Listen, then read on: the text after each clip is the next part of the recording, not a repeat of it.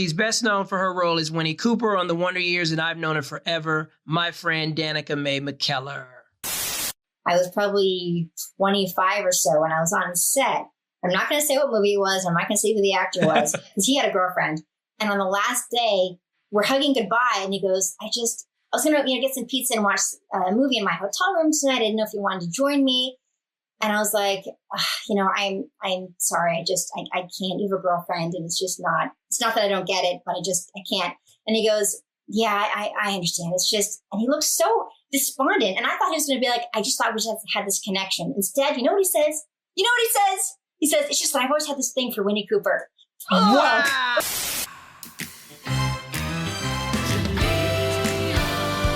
Living in the spotlight is no vacation. Stars getting older in a life of entertainment. You have to grow and save your dough to bask in the glory. Young stars now adults sharing their stories. After your name in the Hollywood shadows, shying away from the after. And the year without years ago, yes I know, but I'm still on the go. Did you know? Still hanging around, playing the game, still throwing it down. Yeah, the moon is right, show us how it's done. Let's have some fun. Ever after. If you fall off your chair, just say, did I do that? Stereotypes about child stars and their longevity in Hollywood are well known. We've all heard the same stories, but contrary to popular belief, there's a greater number of child actors who beat the odds, and we continue on with our careers in show business. I'm Jaleel White, and this is Ever After. Now, my first guest was born in La Jolla, California. Her IMDb reads a whole lot like mine in that she never ever stops working. It's just one credit after the next. In 2015, she was cast in the Netflix original series project MC Squared. As of 2016, I love this credit, she became the current voice of Judy Jetson. Yeah, that good voiceover work. I know about that. In addition to her acting, she's also written 6 nonfiction math books, all dealing with mathematics and getting girls to love math. Math Doesn't Suck, Kiss My Math. These titles are amazing. I can't wait to talk about them more. Don't giggle, don't laugh. I can see you wanting to, because it'll give it up and let everybody know who you are. But she's best known for her role as Winnie Cooper on The Wonder Years, and I've known her forever, my friend Danica McKellar. How's it Hello, going? Jaleel. So nice to see you. It's so good to see you. It's so good to have you. Seriously, when I think of people who are just survivors in this business, I immediately think of you. We've worked together and crossed paths so many times. Yes, we have. Right. Well, and yeah, Camp Cucamonga in 1990, which apparently became some sort of cult hit that I was not aware of. I'm like, how do people still? I remember a few years ago, I guess social media, when I started doing more social media, people were bringing it up. I'm like, how does anybody know anything about Camp Cucamonga, this 1990 film that we did? They just took a bunch of child actors who were all in various TV shows and put us together and went to camp. It was you and me and Candace Cameron and Chad Allen. And Josh Saviano. John Ratzenberger was in it. Jennifer Aniston, Before Friends. Yes. So Before Friends. Yeah. You guys were stars then. I was just like a newbie. I had just started Family Matters. And really? that was like a summer gig that my agent got me. And I just remember it was like being on that set. It was the first time that I really felt like I was around child famous people. And there was a difference. Like, I don't know. What do you remember most from that set? Oh, gosh. You and Tasha were so funny together. I just remember you making me laugh. You called me Auntie Danica. You had this character you would play. We pretended like you were a little kid. Auntie Danica. I don't remember why or how it started, but I still remember that. I would try any way I could to ingratiate myself with people. We've worked with each other twice since. We've also worked with each other on The Wrong Woman. And Mommy, I Didn't Do It. Yep. You arrested me. In 2013 and 2017, I got trolled a lot on Twitter for how I treated you in The Wrong Woman. I mean, the women who watch those Lifetime movies. You were mean. That was my job, woman. It's called acting. It's called... Do you know how many people beat me up about breaking up with Kevin Arnold? I'm like, you guys, I didn't write it. So I feel your pain. I feel It's amazing your how people pain. treat us as if we're in control of the works that we act in. Right. Yes, absolutely. I mean, I guess we're somewhat accountable for choosing the roles, but that's just sort of broad strokes. In general, the nitty gritty of it, we have no say. Now, I'm curious, who put you in show business? Like, how did you get an agent? Was it your idea when you were a kid? Yeah, it was my idea, actually. I remember seeing people on TV and kids doing commercials, and it looked fun. And I asked my mom if I could try that.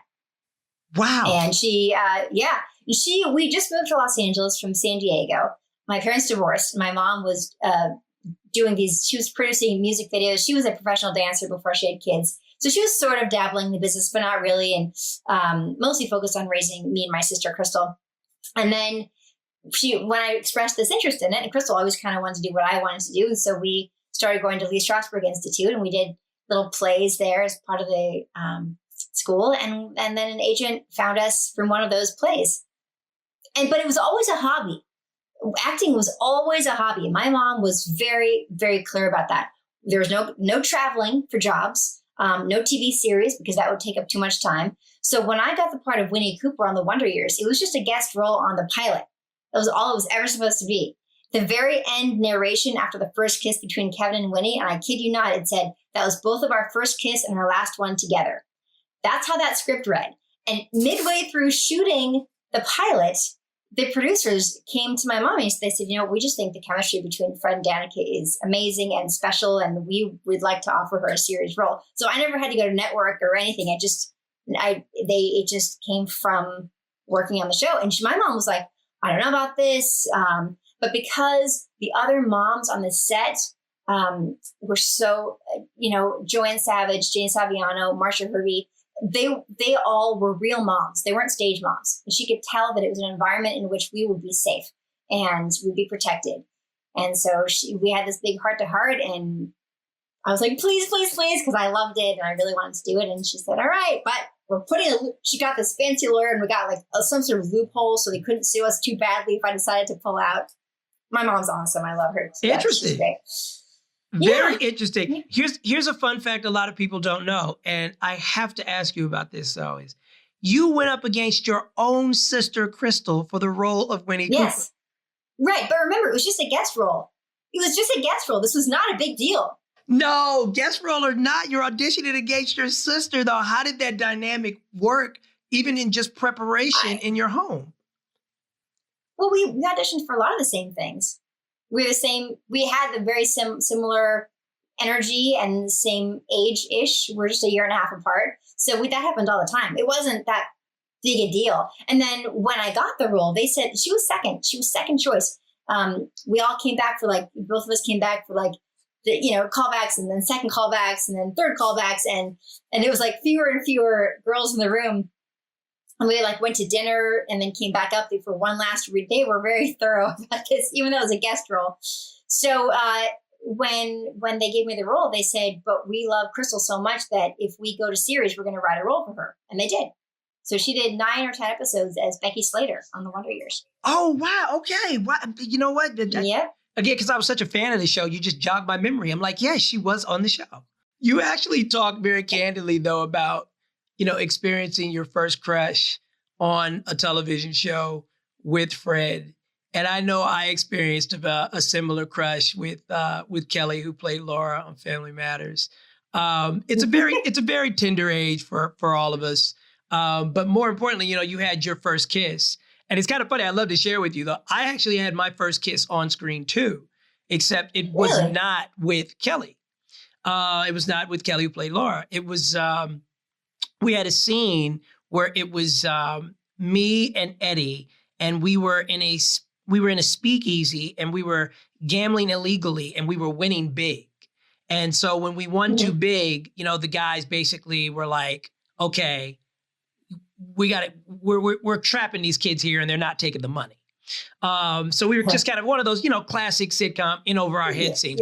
But while Steve was throwing the dice all week, they had a woman that, a much older woman, she's probably in her late 20s at that, and I'm 14 or something like that. And she would kiss me because I was just rolling so great. So I'd roll, everybody's winning at the crap table. On tape night, this woman went full throttle on my ass. Oh, and my goodness. she slipped me the old everything. Wow. And just stunned me. I was like 14 years old, and I think I went in my dressing room and I cried. What? And I remember the executive producers coming in my dressing room, and everything was like, hey, is everything okay? Whatever. My dad was talking to Dave Duclon, who was our executive producer, and he's just like, yeah, I think he's a little shook up. I don't think he really has ever experienced a woman doing that to him before. So we both have first kiss stories, but mine was a little more assaulty. Yours was like dramatic. I'm so sorry. Wow. I wonder if the producers told her to do that to get that reaction. You know? I don't know. I don't know. Yikes. We had many run-throughs all week, but it really wasn't until. Yeah, but the one that's on tape is the one that counts, right? You hear about that. You hear about like producers doing horrible things to kids, like sticking with a pin so they'll cry or whatever. Like that's, man, I am so sorry that was your first kiss experience. That was my first kiss. I will never complain about my first kiss experience again. Mine was just embarrassing because, yes, I had a crush on Fred at the time, and I believe he had a crush on me too. But there's like 50 people watching, and then after they said cut, everyone started applauding. So you can imagine the humiliation. Like it was so embarrassing. Oh, of course, because you're trying to have a moment, and then everyone starts applauding. It was embarrassing. It was, but wow, nothing like yours. So sorry to hear that. You 14. When you dated as a teenager, how were your parents with dating while you were on the show? I mean, you had to have had experiences where you went on dates with younger boys, and you realized, like, I think this person's more interested in being out with Winnie Cooper than being on a date with Danica. I didn't date very much, to be honest. I really didn't. I mean, I went out to dinner a couple times, but then I got a boyfriend when I was 16 that I met in acting class. Okay. And it was real. I mean, it was a really good relationship. But what you're talking about did happen to me later in life. I was probably 25 or so when I was on set. I'm not going to say what movie it was. I'm not going to say who the actor was because he had a girlfriend. I did not. I did not have a boyfriend at the time. And I totally had a crush on this guy. And it was the kind of thing where like we would like, you'd give each other knowing looks. So they had like inside jokes, and it was just sort of fun and electric. But I knew he had a girlfriend, so I wasn't going to do anything. I have never cheated on anybody in my life, and I never will. So I was there on set, and there's just all this electricity and all the what if, but never going to do anything. And on the last day, we're hugging goodbye, and he goes, I wondered if you might want to, I was going to get some pizza and watch a movie in my hotel room tonight. I didn't know if you wanted to join me. And I was like, I'm sorry. I can't. You have a girlfriend, and it's not that I don't get it, but I can't. And he goes, yeah, I understand. It's just, and he looked so despondent. And I thought he was going to be like, I just thought we just had this connection. Instead, you know what he says?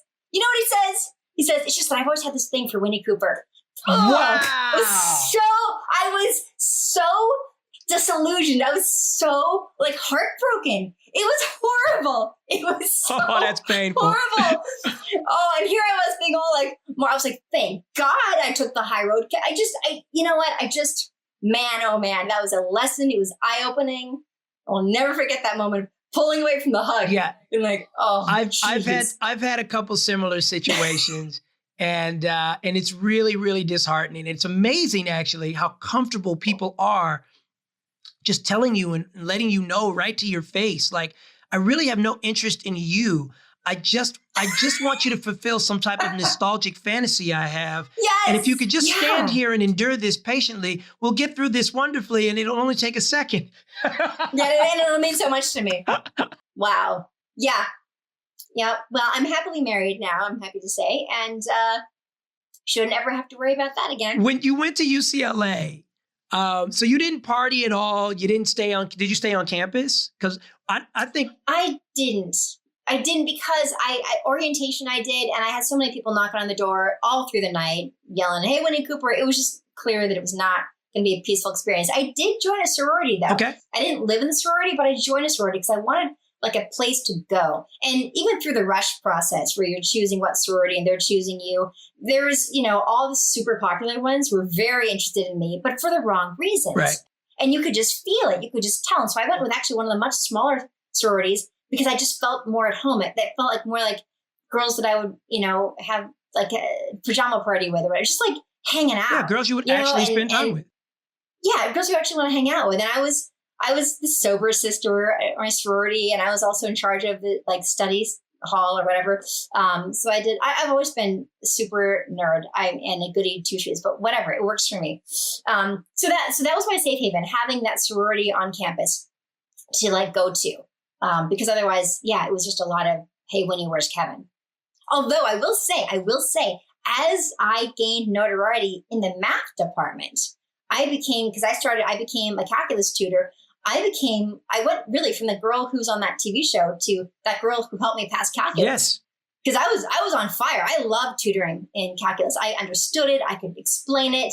It was probably the beginning training for me writing my book. So I have not written a book on calculus yet, but I might someday. You should. It was really the beginning of me learning how great it felt to help open up other people's eyes and really be a teacher and really see the light bulbs go off and see them get something that they didn't get before. It's a great feeling. I read an interview where you spoke about that actually.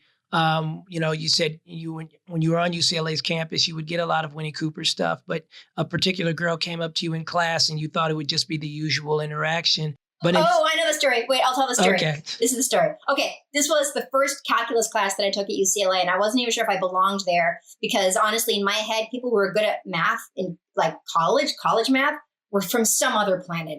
I did well in math in high school, but to me, if you were good at math in college, you were like a math person, and I didn't look like a math person. I just didn't I didn't look the part. I'm an actress, right? I didn't look the part. So when I was in that class, I studied so hard. And the first midterm happens, and I thought, okay, I failed that. I failed it. Well, I got a 22 out of 40, but little did I know that was a Weider test. And that was 100 out of 163 people. I was the only person who got such a high score. 2 other people got 15, and the rest was 9 and below. And the reason I know this is because the professor graphed the scores on the chalkboard, not with names, just the numbers. And I'm seeing that one little 22, and I'm looking at my test, and I'm looking at it, that's me? Like, I'm the 22? The next day, somebody tapped me on the shoulder and said, excuse me, aren't you that girl?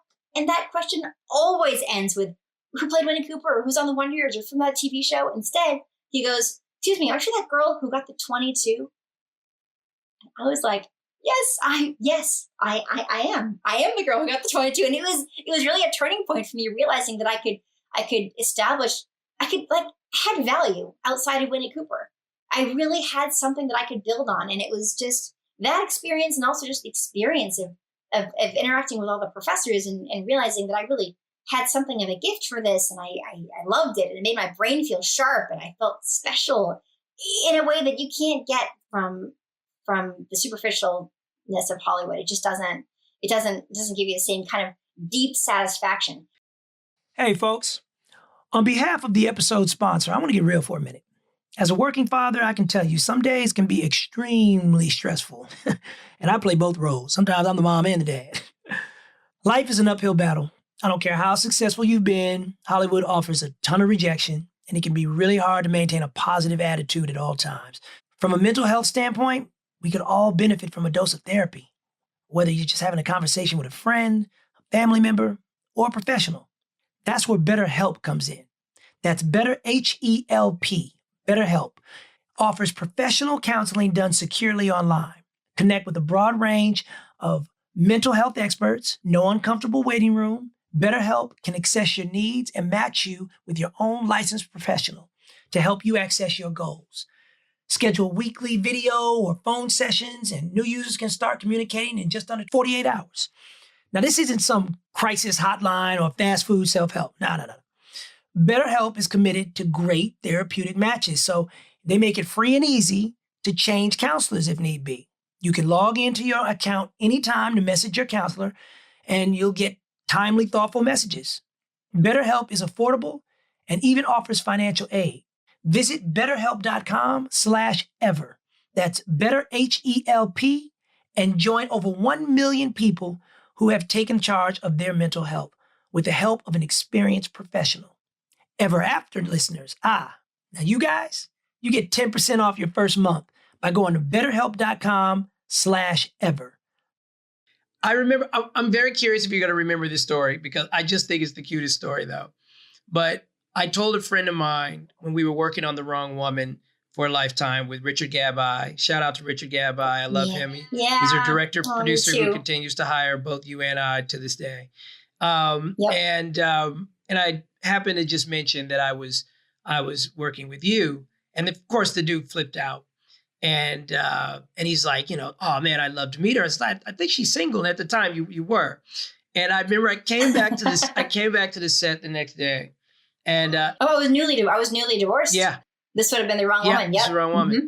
And I came back to the set the next day and I just kind of casually put it out there and I was just like, hey, like after work, man, would you like to grab some drinks? And I remember you looked at me with the most literal response and you said, Jaleel, I'm not a very fun person like that. And it just paused right now. It's just like all the air just went out of the room. Do you remember saying that to me? No, but it sounds like something I would say.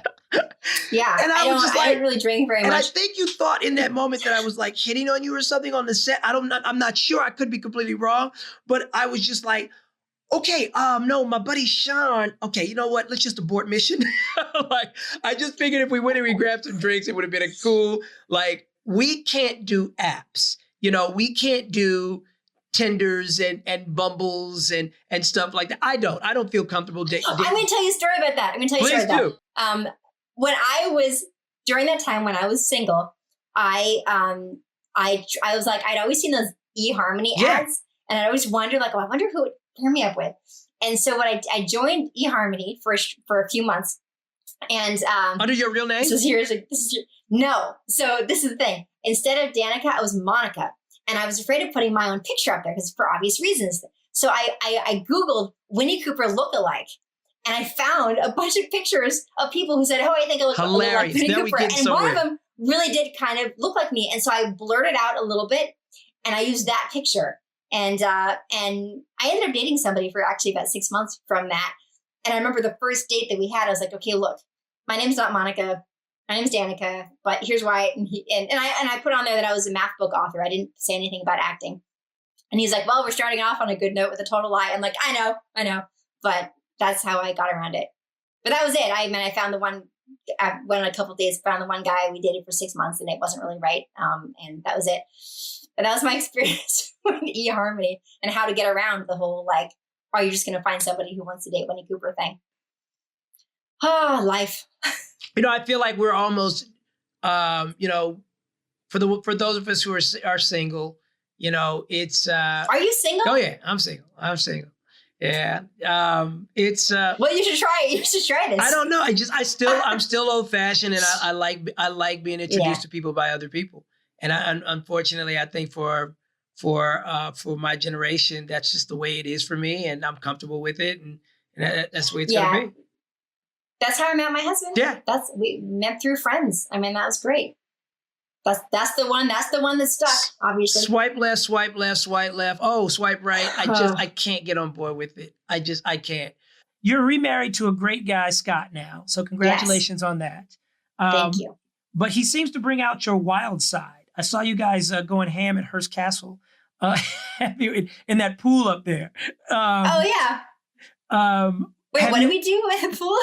Okay. That I don't remember. I used some slang that got right by you. You guys had a really good time up there, just jumping around, frolicking, and whatnot. Wait, teach me this word. What did you say? Go ham, baby. You know what I'm saying? To go wild. Go ham. To lose yourself. So go ham. We went ham. I feel like if I said that, people would laugh at me. I think people would think you were really cool if you said we about to go ham. Yeah? You think my 16-year-old stepson would think I was cool if I said that? I got to try that. I think if your 16-year-old stepson said, hey, listen, it's Friday night. What are you trying to do? Let's go ham. Let's go ham. I'm serious. You should absolutely go up to your 16-year-old stepson. It's Friday night. Yo, what's up? Let's go ham. He's going to look at you. Down. Let's go. You got to sell it now. You got to be an actress. You got to sell it. Let's go ham. Yeah, but he's going to look at me like, are you crazy? Like, but I'd be curious to know if he like knows that phrase. He probably does.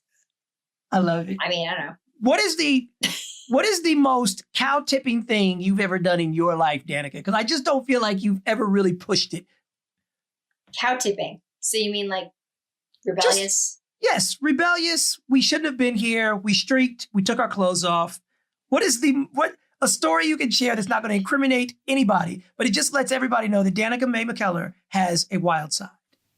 Oh my gosh. I don't know if I have a good, I'm trying to think. Oh, the stress. Look at your face. I have been paranoid. Honestly, here's the thing.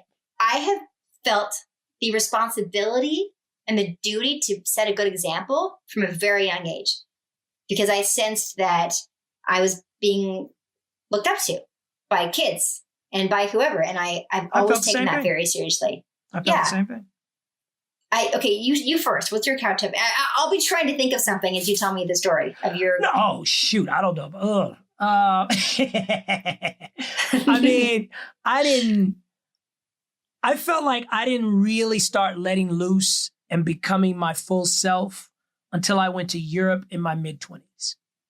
I didn't drink. So a lot of people don't know. I didn't smoke or drink as a teenager. Like the fear of God was put in me that you could get arrested, you could ruin the show, all of that kind of stuff. Yeah. So it wasn't until I got to Greece in my mid-20s that I really, and nobody was watching me really. And the press didn't care about, nobody cared about me press-wise over there.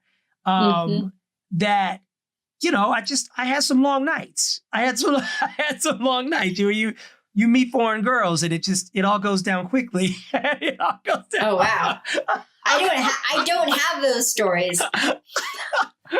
And you need those nights. You know, I feel like Miley Cyrus got her nights a lot earlier than me. It took me to my mid-20s. But yeah, I think I had the same sense of responsibility that you had too, though. I definitely did. I'm trying to think. Okay, I have one story, but it's not very bad. It's okay. Give me something. So I was I was actually, where was it? Bulgaria in 2004. Okay. See, out of the country. Doing a sci-fi channel movie with Chris Pratt. Oh, and love Chris. Chris Pratt and my mom and I, my mom's very cool. We all went to this Turkish bar where you literally dance on the tables and it's full. I'm sure we were all high just by being in that room. And I was drunk and we all danced on the tables. But that's it. Like that's as far as it went. But it felt wild because it was so late. It was like 4 a.m. by the time we left. And you're just kind of like in this other state. You know, you're like tipsy drunk and you're laughing and you're like dancing. You're like, what am I doing? And nobody recognized it. You know, it's like that kind of situation where it was so dark and smoky and weird that you couldn't even see who was in front of you. It's a really strange night. But nothing happened. I mean, like, you know. They party different over there. They party different over there. And listen, technically, you were going ham. I was going ham. I went ham with Chris Pratt in 2004. Hey, baby, that's a good story saying you went ham with Chris Pratt in Bulgaria in 2004. Like, that's you know what I'm saying? I'm helping you out here. Qualifies. All right. I feel cool. I feel like I got a little coolness point this time. I love it. Do you participate in any of the platforms like, you know, cameos or anything like that where you? I do. Yes, I do cameos. All my money that I make from it goes to charity. Oh, sweet. I've been doing a lot of charity. I raised over $50,000 this year through Cameo, doing all these cameos, especially like Mother's Day, Father's Day, but I get a lot of birthday requests. And I charge $150 and Cameo keeps 25% of that. 75% goes to me, and I have a bank account actually that I started just for my Cameo money. And I send it out every month. And it's amazing. I've been doing children's charities exclusively. Okay. I was doing No Kid Hungry, Child Help. It helps with rescue abused kids. And then I've been really learning a lot actually in the last few weeks about child trafficking. Okay. And so I'm now donating to child. That's a bigger problem than people realize. It's like really big. It's like 1 million kids in this country are being trafficked right now.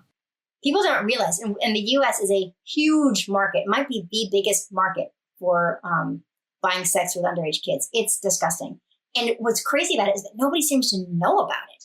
Nobody knows. People think of this as an issue like, oh, well, it's Southeast Asia, and I guess there's some sort of Russian brides things that happen. But no. This is going on now. And it happens through Instagram. It happens through Facebook. It happens on all the social media apps, games, when kids have really, and it really comes down to open communication between parents and kids. And it's not just, hey, who you're talking to online. It's having that open conversation where if they have a problem, they can come to you, and they're not going to turn to some stranger online who's pretending to be a kid like them. So what happens is these kids develop relationships. They're getting something online that they're not getting at home. They're getting love and acceptance, and it's fake. It's a wolf in sheep's clothing. And these guys, typically these guys, will make them think they're falling in love. And then they'll get them to send a naked picture and telling them how beautiful they are. You're so beautiful. You just take a little more off. And then they have that picture and they say, and then things start to change. So, gosh, I really need a favor. I need you to meet me at such and such corner. I'd hate to have to use that picture, but I really need this favor. So if you don't do this favor for me, I'm going to have to put this picture out and embarrass you. And I don't want to do that. And these 12-year-old, 14-year-old girls, this is how it happens again and again. I had a 2.5-hour Zoom call with a couple of different organizations this weekend, just learning about this. This is how it happens. And then kids, go in the corner, and that's it. They're never heard from again. Yeah. No, and it happens all the time. And sometimes the kids actually do go home, and they get trafficked only on the weekends. They are so afraid. This person has made threats to their family. They feel like they can't get out. They feel like they have to do what they're being told. They're kids. Anyway, so I'm getting super involved in that. And my money from the Cameo shoutouts is going to fighting child trafficking now, and as well as fighting child abuse and other kids' charities. I feel super strongly about this. There's so many causes out there in the world, but you help a kid, not only are you helping that kid, you're helping the future of this country and this world, because a kid hears, oh, wait, somebody cares about me. Oh, somebody's trying to help. It's going to make a difference. It's going to make a difference. So that's where I come down on that stuff. Hey, folks, Jaleel here. This episode is sponsored by Skillshare. Skillshare is an online learning community where millions come together to take the next step in their creative journey, with thousands of inspiring classes for creative and curious people on topics including illustration, design, photography, video, freelancing, and more. Now, when I learned about Skillshare, I knew I had to use it to step up my photography game.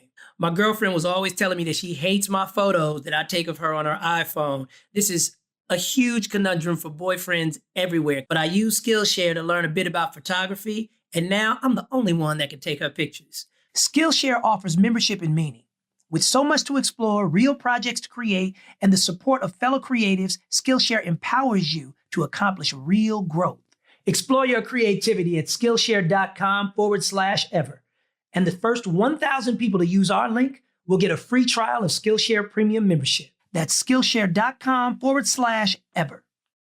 Show us your math books, because you've sent them to me and my daughter has them. They are amazing.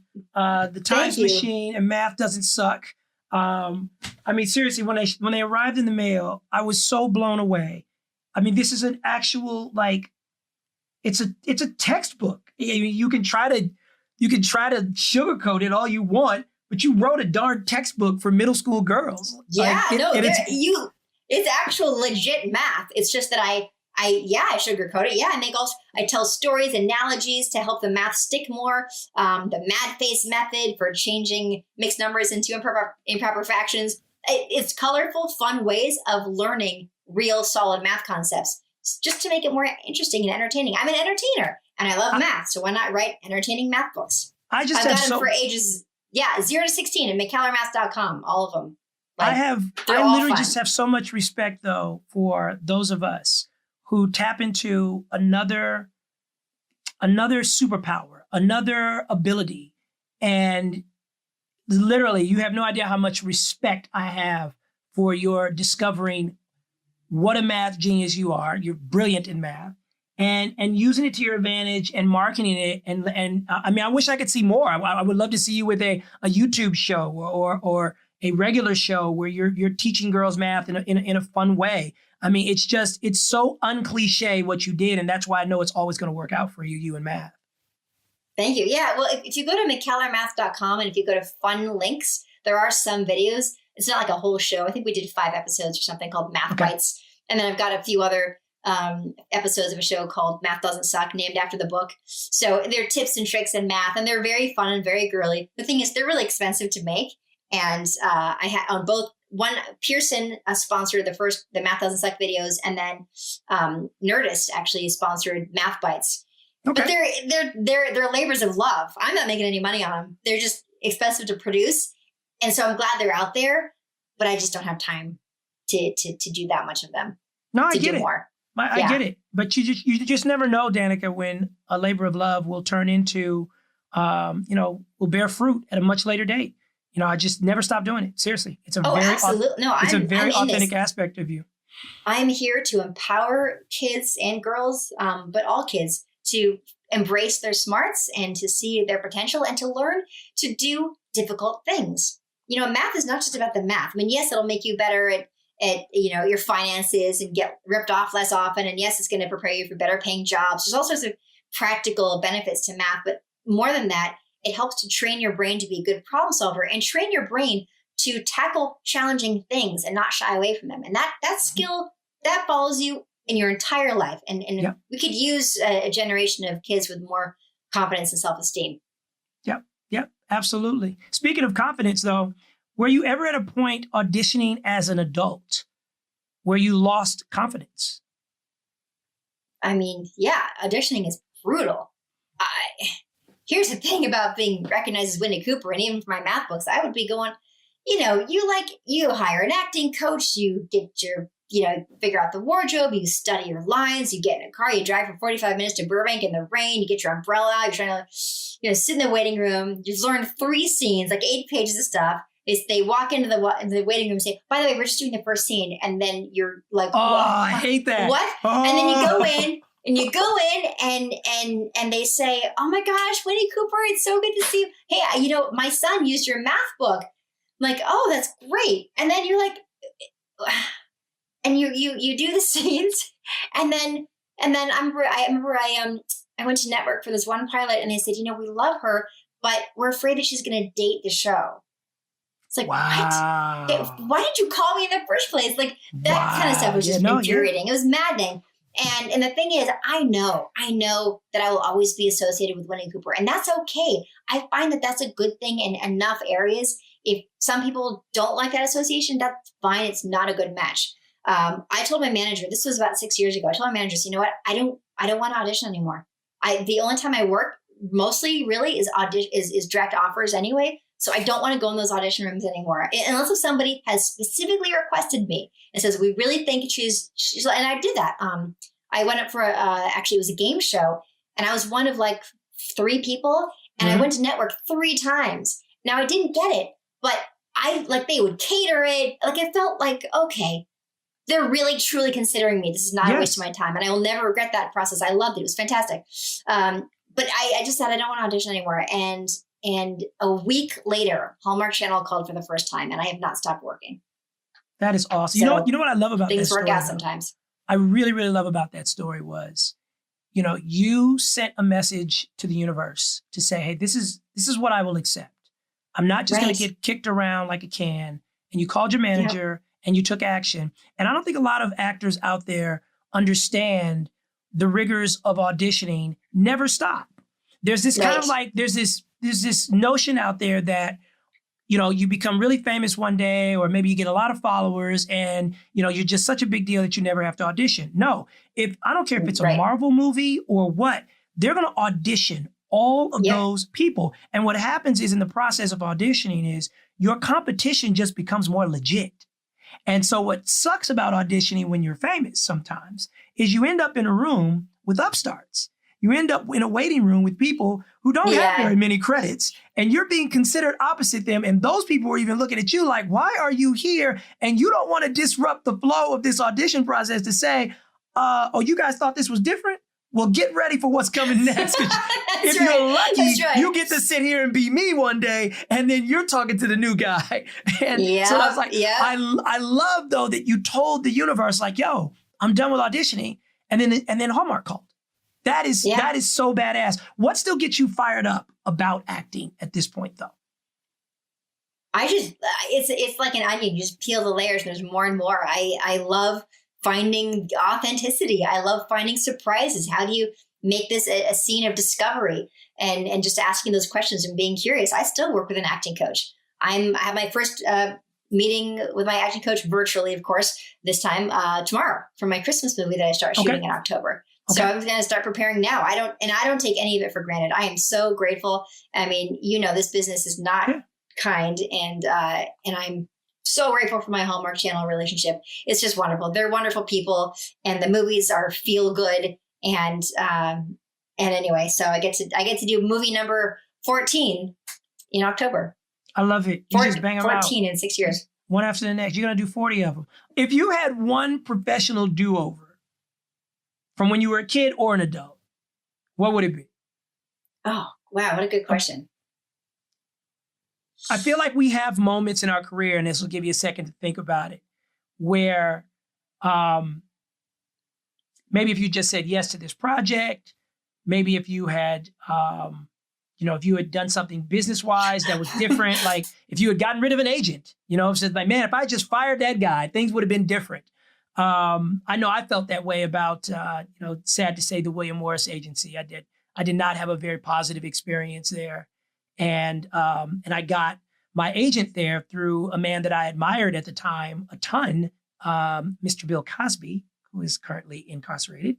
But, he was my hero at the time. And when somebody of that magnitude at the time, says, grab a pen and paper, call this man, and he's going to represent you, of course. You're in a tractor beam at that point.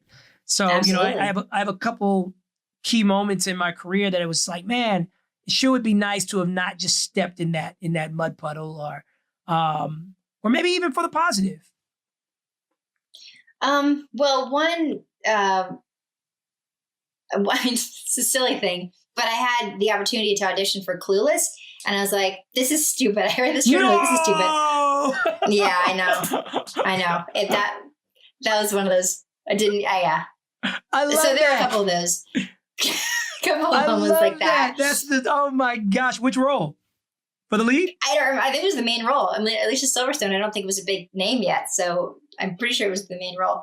I'm sure I had a good shot at it. But I was like, no, what? These girls are stupid. Oh my gosh. I love it. What are you going to do? I love it. Look, hindsight is 20/20. Hey, listen, I remember I tried to audition for the Mod Squad, and the casting director was locking the door and leaving as I was arriving. So try that for humiliating. I have a better audition story. I have a better audition. Oh, wait, finish yours. Come on, no. Okay, go ahead. Fine. I auditioned. Was it the Starship Troopers or something? I auditioned for something, and I just come out of UCLA, and I honestly was a little rusty. I probably should have coached for this, but I did the audition, and she goes, "Stick to the math." Ooh. Yep. Ooh. Okay. Stick to the math. You know what? Let me tell you my energy. When you give, I give equal. So I auditioned for the worst audition I think I ever had that sticks in my mind. I've had a handful, but that sticks in my mind, was for Fat Albert. Oh. And I was there to play Mushmouth. And that's the one that wears like the thing over his head. So it was like, all you were going to see was my eyes anyway, right? So I'm like, but I have very distinctive eyes, and I love the Fat Albert, the Fat Albert franchise, property franchise. So I was like, I was really excited for it. And I auditioned for Forrest Whitaker. And, oh my gosh. And he was the director assigned at the time. And, there was, and they kind of had it set up like a stage. And Forrest was way in the back. And then you had like, so, for lack of a better term, the important white people were up close in the front. Okay. and I started doing my thing, and I tried to do the actual voice, the Mushmouth voice, because he had kind of a distinctive voice. And I knew as soon as I launched into it that this was not being well received at all. And at the end of it, it was just quiet. And everybody was just looking down at their papers. And Forrest looks at me. He looks at me from the back of the room and he goes, I don't believe you. I said, I'm sorry, what? He says, this is not a cartoon that we're making here. This is a real film. And what you just did, I don't believe you.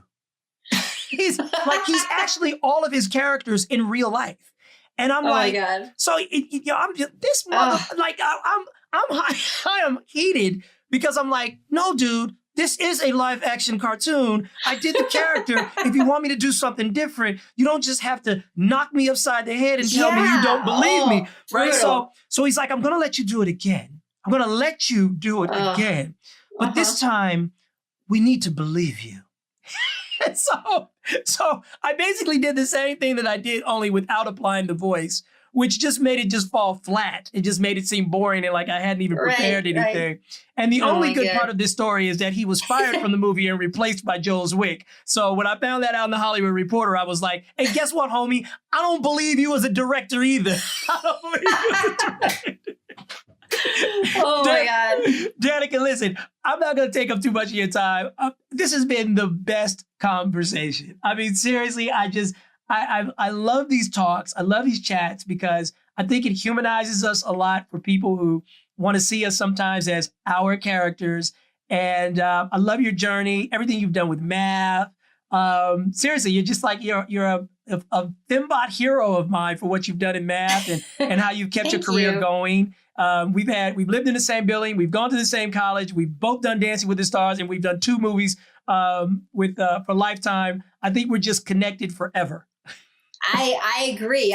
We worked together for the first time on Camp Cucamonga at 15, right? The age of, I was 15. You're probably, yeah. And I want to say one quick thing to your listeners about homeschooling. If any homeschooling parents are out there struggling, go to my Instagram page. I've been homeschooling my child for his whole life. He's 10 years old. And I've got a ton of tips and tricks to help your kid focus at home. Oh, that's dope. Check it out. If you go on, it's the highlight, the highlight circles. Yes. On the Instagram profile page. Okay. And say what your Instagram is though. Oh, just Danica McKellar. Got it. And click on and then click on the circle on my profile page that says School at Home. And you'll see all those tips. Yeah. If you are having trouble with homeschooling, contact Danica McKellar. She will help you. I'm telling you, I'm looking at these books. They are legit when it comes to the math. Love you, girl. Thank you for joining me. You too. You rock.